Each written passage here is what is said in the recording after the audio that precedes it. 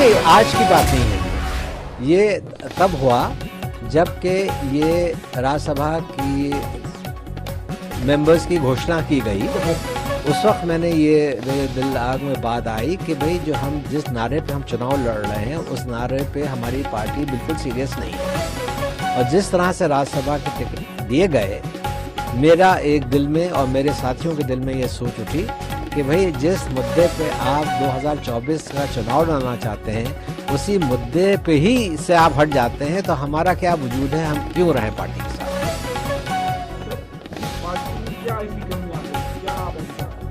कमी की बात नहीं है, सोच की बात है। आपकी जो सोच है अगर वो बदल जाती है, आप कह कुछ रहे हैं, आपके एक्शंस कुछ और दिखा रहे हैं, तो फिर हमें भी फैसला करना पड़ेगा कि भाई हम क्या करें।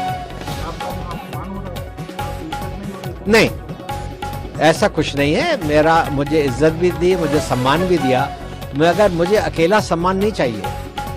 मैं अकेला चुनाव में नहीं उतर सकता। अगर मुझे सम्मान चाहिए तो अपनी पूरी कौम के लिए चाहिए, और मुझे अगर सम्मान चाहिए तो मुझे पूरे देश के लिए चाहिए। आज हम बात कर रहे हैं इंडिया गठबंधन की, और वो बिल्कुल गठबंधन खत्म सा होता चला जा रहा है। कोई आपस में सीरियस है ही नहीं उस गठबंधन को चलाने के लिए। तो ये राजनीति आज इस मोड़ पे पहुंच गई है कि हम जैसे लोग, हमने हमेशा राजनीति ईमानदारी और सच्चाई के साथ की, अब घुटन सी महसूस हो रही है। देखिए, मैं सपा पे कोई टिप्पणी नहीं करना चाहता।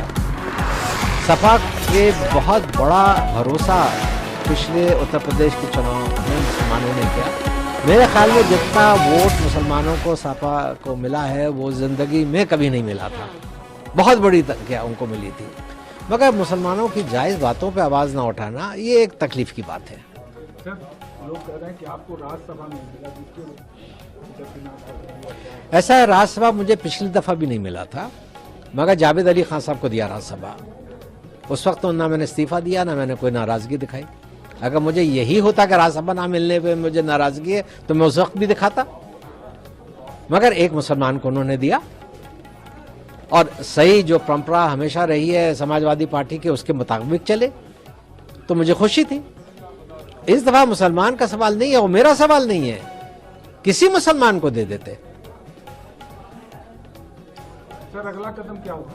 अगला कदम मैंने जैसे कहा कि मेरे साथ बहुत सारे मेरे साथी हैं, मैं उनके साथ बैठूंगा और बैठ के फिर फैसला करूंगा कि मुझे आगे क्या करना है।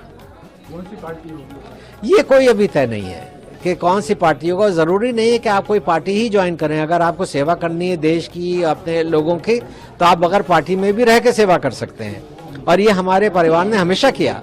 हमारे ट्रस्ट चल रहे हैं, हम लोगों की मदद कर रहे हैं। हम कभी हिंदू मुसलमान नहीं देखते, जो जरूरतमंद आता है उसकी मदद करते हैं। ये एक परंपरा हमारी चली आ रही है, वो चलती रहेगी। अब राजनीति में हमें सोच के कदम उठाएंगे कि बार बार हम इधर से उधर से नहीं कूद सकते। जो भी कदम उठाएंगे ठोस उठाएंगे और सबके साथ की राय के साथ उठाएंगे। इंडिया गठबंधन के बारे में क्या कहेंगे? इंडिया गठबंधन तो मैंने आपसे कहा कि कुछ मेरी समझ में नहीं आ रहा है। जिस उम्मीद के साथ इंडिया गठबंधन बना था वो तो अब नजर ही नहीं आ रही है।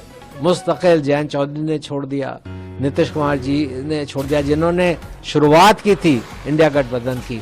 वहाँ हमारे अशोक चव्हाण साहब ने महाराष्ट्र से छोड़ दिया। कुछ चर्चाएं चल रही हैं कमलनाथ साहब के बारे में भी, मुझे नहीं मालूम उसमें कितनी सच्चाई है या नहीं है।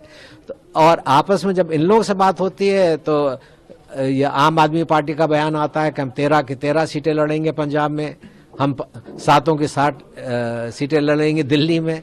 तो इंडिया गठबंधन का कहाँ कोई सीरियसनेस है। गठबंधन तो होता कि आप मिल के लड़िए, छोड़िए कुछ सीटें, आपस में जुड़िए और मिल के लड़िए, वो मुझे नहीं नजर आ रहा।